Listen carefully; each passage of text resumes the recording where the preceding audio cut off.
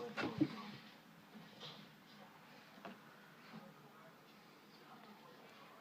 Where's he gonna get the money?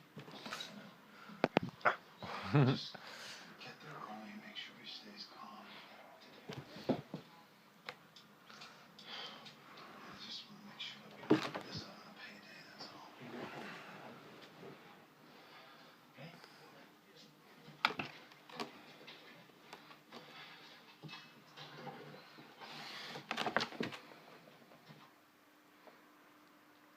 Hey, Shane.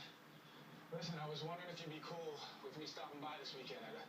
I'd really like to apologize tomorrow. It's not necessary. I'll pass it along. Look, Shane, I'd really like to talk to him personally.